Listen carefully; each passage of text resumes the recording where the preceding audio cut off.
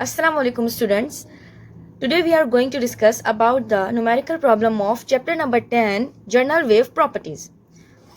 Previous lecture में मैंने आपको बताया था कि वेव क्या होती है. एक बार थोड़ा रिवीजन दे देती हूँ, उसके बाद हम चलते हैं अपने न्यूमेरिकल प्रॉब्लम की तरफ.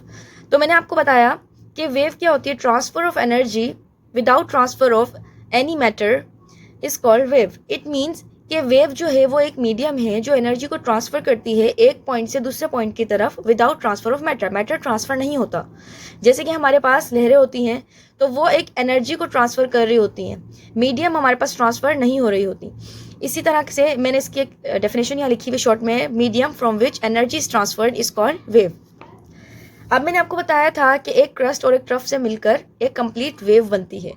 तो यहाँ से लेकर यहाँ तक की पूरी लेंथ को हम कहते हैं वेव लेंथ, जिसको हम लैम्डा से शो करते हैं और ये इसका सिंबल है. देन मैंने आपको बताया कि एक कंप्लीट वेव लेंथ या एक पीरियड के अंदर जितनी भी वेवलेंथ्स बन रही हो उसको हम कहते हैं फ्रीक्वेंसी. मींस यहाँ देखें, यहाँ पर एक कंप्लीट वेव बन रही है और यहाँ पे स्मॉल वेव्स बन रही है. Wave number 1, wave number 2, wave number 3, यानी कि यहाँ पे नंबर ऑफ वेव्स बन रही हैं. तो इसको हम कहते हैं फ्रीक्वेंसी ऑफ दैट वेव. इसके बाद मैंने आपको एक रिलेशन बताया था जो कि हमारे पास वेव की कैरेक्टरिस्टिक में आता है. मींस के स्पीड ऑफ वेव या वेलोसिटी ऑफ वेव. तो होता क्या है कि जिस स्पीड से, जिस वेलोसिटी से वेव जो है वो ट्रैवल कर रही होती है उसको हम v से रिप्रेजेंट करते हैं और वो इक्वल होता है फ्रीक्वेंसी इंटू लैम्डा की. लैम्डा हमारे पास वेवलेंथ है और f हमारे पास फ्रीक्वेंसी है. और फ्रीक्वेंसी आपको पता है कि टाइम पीरियड का रेसिप्रोकल होता है. Means f is equal to 1/t. यहाँ पर मैंने मैंशन कर दिया. f is equal to 1/t. It means जितना ज़्यादा टाइम पीरियड होगा उतनी कम फ्रीक्वेंसी होगी और जितनी कम फ्रीक्वेंसी होगी उतना ज़्यादा ही टाइम पीरियड होगा.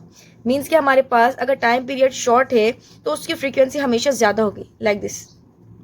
और जिसकी वेवलेंथ ज़्यादा है, उसकी फ्रीक्वेंसी क्या होगी, कम होगी हमारे पास. और उसका टाइम पीरियड उतना ज़्यादा होगा. यानी कि टाइम पीरियड का मकसद होता है कि एक कम फ्रीक्वेंसी को पूरा कंप्लीट, एक पूरी वेव को कंप्लीट होने में जितना टाइम लगता है. अब जितनी बड़ी वेव होगी टाइम उतना ज़्यादा लगेगा और जितनी छोटी वेव होगी टाइम उतना कम लगेगा. दैट्स वाई इसका रिलेशन जो है हमारे पास रेसिप्रोकल है. Let's move to the numerical number 1. So we have here numerical number 1. What is the wavelength. It means कि हमसे वेव लेंथ मांग रहे हैं तो हमने रिक्वायरमेंट में लिख दिया है wavelength represented by lambda. Next पूछ रहे हैं हमारे पास wavelength of a radio wave. It means कि कोई रेडियो वेव होगी. फॉर एग्जाम्पल ये हमारे पास एक तरीके से रेडियो ब्रॉडकास्टर है और यहाँ से कुछ साउंड निकल रहे हैं या वेव्स निकल रही हैं इस तरह से. तो इसकी वेवलेंथ पूछी जा रही है, यानी कि इसकी वेवलेंथ मालूम करनी है हमें. क्या लिखा है यहाँ पे, ब्रॉडकास्टेड बाय रेडियो स्टेशन. एक रेडियो स्टेशन से कुछ वेवलेंथ निकल रही है. Frequency of 1300 kilo hertz. 1300 kilo hertz इसकी फ्रीक्वेंसी है. इसका मतलब है कि 13,000 हर्ट्ज फ्रीक्वेंसी जो है वो हमारे पास यहाँ से ब्रॉडकास्ट हो रही है, यहाँ से निकल रही है. तो यहाँ पे जो फ्रीक्वेंसी है हमारे पास वो है 1300 किलो हर्ट्ज. नेक्स्ट है हमारे पास where 1k is equal to 10 exponent cube. It means कि हमारे पास जो हमारे पास किलो हर्ट्ज दिया हुआ है वो हमारे पास 10 एक्सपोनेंट, ये तो हमें पता है किलो 1000 के बराबर होता है, तो वही बात इन्होंने बोली है. And the speed of the radio wave is 3 into 10 exponent 8 metre पर सेकेंड. और हमें स्पीड दी हुई है. स्पीड क्या दी हुई है हमें, 3 इंटू 10 एक्सपोनेंट 8 मीटर पर सेकेंड. स्पीड दी हुई है, फ्रीक्वेंसी दी हुई है और मालूम क्या करनी है हमें, वेवलेंथ मालूम करनी है. सिंपल फॉर्मूला हमें इसका पता है कि वेलोसिटी बराबर होता है फ्रीक्वेंसी इंटू वेवलेंथ के. हमें मालूम क्या करना है, वेवलेंथ मालूम करना है. तो इसके हिसाब से फॉर्मूले को रीअरेंज कर देंगे. तो फॉर्मूले को रीअरेंज करेंगे तो क्या आ जाएगा, v/f. रीअरेंज कर लिया है. वेलोसिटी की जगह हमने रख दिया है 3 इंटू 10 एक्सपोनेंट 8 और फ्रीक्वेंसी हमारे पास है 1300 इंटू 10 एक्सपोनेंट क्यूब. इसको हम कैलकुलेट कर लेते हैं. 3 into exponent 8 divided by 1300 exponent 3. Answer आ रहा है हमारे पास 230.76. तो इसकी वेवलेंथ कितनी आई, 230.76. वेवलेंथ क्योंकि लेंथ है, लेंथ हमेशा मीटर में मेजर की जाती है, उसका यूनिट हो जाएगा मीटर. 2 है हमारे पास the wave moving in the pond having a wavelength of 1.6 metre. यानी कि बात करें एक तालाब की. एक तालाब है, उसके अंदर पानी है और उसके अंदर कुछ वेव्स बन रही हैं. इस तरह से कुछ वेव्स बन रही हैं. उस वेव्स की जो वेवलेंथ हमारे पास दी हुई है वो दी हुई है हमारे पास 1.6 मीटर. तो जो हमारे पास वेवलेंथ दी हुई है वो दी हुई है 1.6 मीटर. तो इस पॉइंट के अंदर जो वेव्स बन रही हैं वो बन रही हैं 1.6 मीटर. नेक्स्ट हमसे पूछ रहे हैं and a frequency is 0.80 hertz. और उसकी फ्रीक्वेंसी कितनी, 0.80. 0.80 का मतलब है कि जो यहाँ पर वेवलेंथ बन रही है 1.6 मीटर बन रही है और जो इसकी फ्रीक्वेंसी है वो बन रही है हमारे पास 0.80 हर्ट्ज, ये इसकी फ्रीक्वेंसी है। नेक्स्ट हमसे पूछ रहे हैं calculate the speed of this water wave. अब जो इस वाटर वेव की कुछ स्पीड होगी, वो जो स्पीड बन रही है उसके बारे में पूछ रहे हैं। हमारे पास इसका फॉर्मूला है v is equal to F into lambda.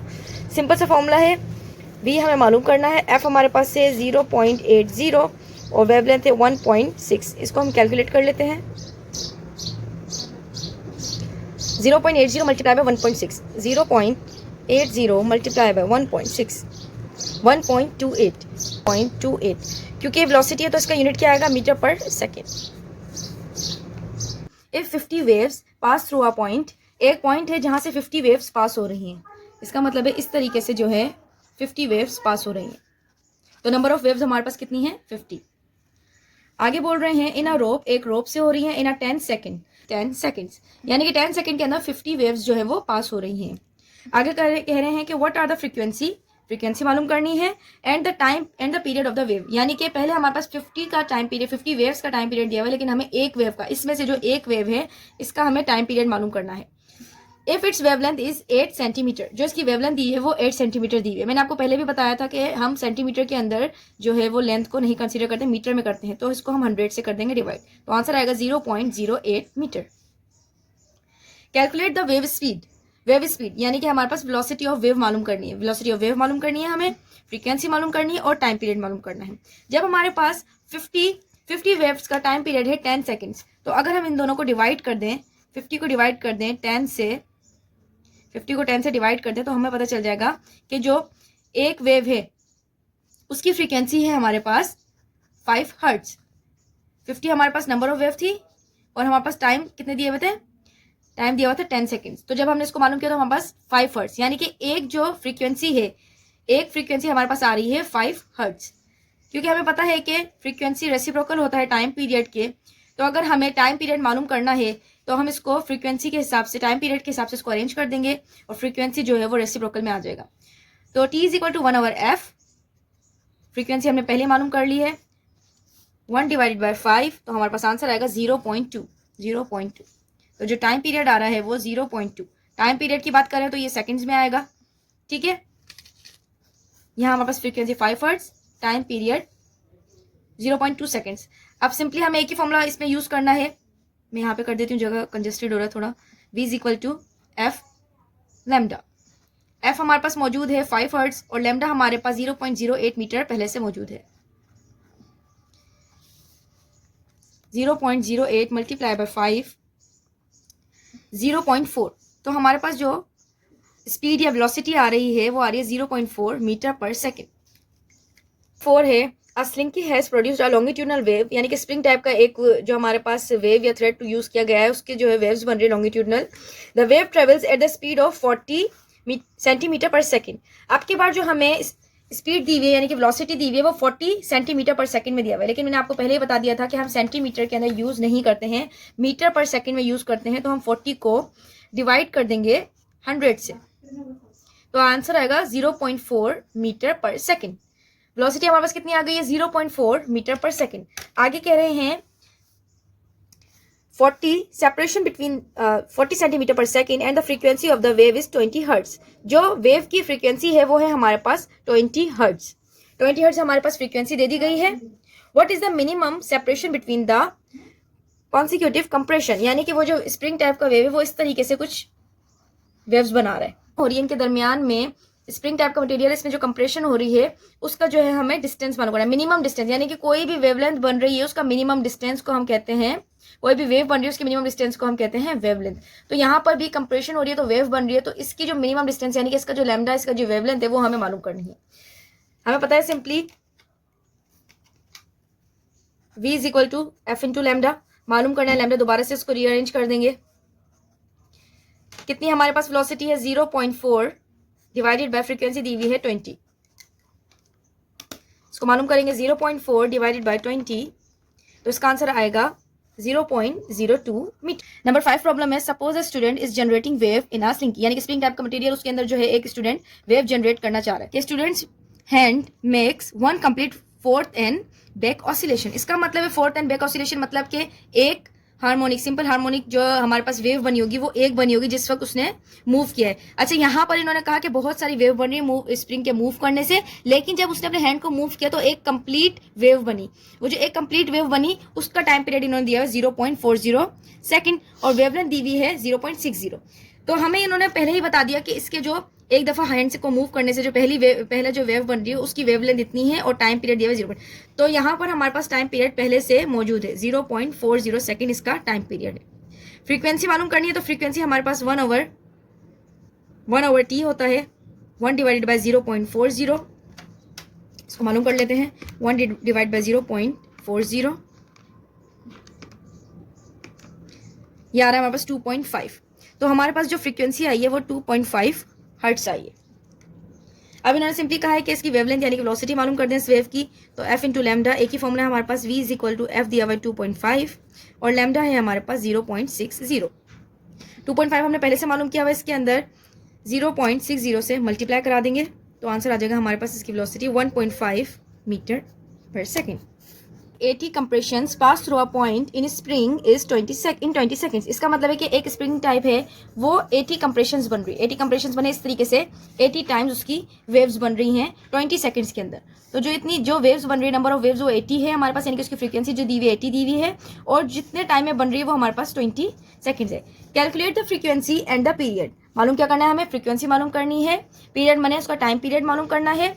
If 2 consecutive compressions are 8 centimetre apart, अगर दो वेवलेंथ के दरमियान का जो डिस्टेंस है वो हमें दिया हुआ है 8 सेंटीमीटर। अगेन फिर से आपको बता देती हूँ कि 8 सेंटीमीटर हमें नहीं चाहिए, हम डिवाइड कर देंगे इसको 100 से तो आंसर आ जाएगा 0.08 मीटर। मीटर के अंदर हम हमेशा यूज करते हैं।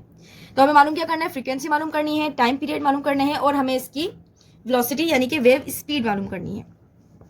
सबसे पहले हमें पता है कि नंबर ऑफ वेव्स 80 दी हुई हैं और इसी का टाइम पीरियड दिया हुआ है, लेकिन हमें एक वेव की फ्रीक्वेंसी चाहिए, जो फ्रीक्वेंसी हमें चाहिए वो एक वेव की चाहिए। तो अब हम इसको क्या करेंगे कि 80 को डिवाइड कर देंगे 20 से, तो हमारे पास आंसर कितना आएगा 4। तो 4 हर्ट्ज इसकी क्या है, फ्रीक्वेंसी है। एक फ्रीक्वेंसी जो इसकी फ्रीक्वेंसी हमारे पास दी हुई है 80 वेव्स की, जब 80 वेव्स 20 सेकंड्स में मूव करें तो 4 हर्ट्ज उसकी क्या दी हुई, फ्रीक्वेंसी दी हुई है। अब टाइम पीरियड हमें मालूम करने का कहा गया है, तो अब हम क्या करेंगे कि टाइम फ्रीक्वेंसी हमें पता है कि 1 आवर टी के बराबर होता है और हमें टाइम पीरियड मालूम करना है, तो उसको रीअरेंज कर लेंगे। T is equal to 1 over F हमने पहले से मालूम कर लिया है, 1 डिवाइडेड बाय 4। तो अब हमारे पास जो टाइम पीरियड आ रहा है 0.25 सेकेंड्स, ये हमारे पास टाइम पीरियड आ गया। लास्ट में हमें क्या मालूम करना है, स्पीड यानी कि वेलोसिटी ऑफ वेव। फ्रीक्वेंसी हमारे पास मौजूद है 4 हर्ट्ज और जो इसका हमारे पास लैम्डा है वो है हमारे पास 0.08 मीटर। 4 मल्टीप्लाई बाय 0.08, हमारा आंसर आ रहा है 0.32 मीटर पर सेकेंड। नंबर 7 है हमारे पास, waves on a swimming pool. एक स्विमिंग पूल है उसमें से वेव्स बन रही हैं 0.90 मीटर पर सेकेंड, यानी कि वेलोसिटी ऑफ जो वेव है वो हमारे पास दी हुई है 0.90 मीटर पर सेकेंड। कह रहे हैं इफ यू स्प्लैश यानी कि उसके अंदर जब छींटे लगते हैं, the water at one end of the pool, एक एंड पर पानी के, observe the wave go to the opposite, जब पानी के छींटे लगते हैं तो वेव की तरह एक शक्ल बन जाती है, तो वो दूसरे एंड तक ट्रैवल करती हुई जाती है। तो जब वो ट्रैवल करती हुई जा रही है, रिफ्लेक्ट करके वापस आ रही है, पूल्स के किनारों पर रिफ्लेक्ट करके वो वेव वापस आ रही है 30 सेकंड्स के अंदर। यानी कि पहले वेव बनी, स्प्लैश किया यानी कि छींटे लगे तो उसकी वजह से वेव बनी, तो वेव बनने से क्या हो गया, वो उसके कॉर्नर्स पे जाके पूल के टकराने लगी और टकराकर रिफ्लेक्ट बैक होने लगी। कह रहे हैं how far away is the other and of the pool, यानी कि वो कितना रास्ता तय करके गई। यानी कि अगर एक पुल है और यहाँ पे एक स्प्लैश होता है तो यहाँ पे वेव्स बनना स्टार्ट होती हैं, जब वेव्स बनना स्टार्ट होंगी तो वो इसके कॉर्नर पे जाके लगेंगी और रिफ्लेक्ट बैक होकर वापस आएंगी।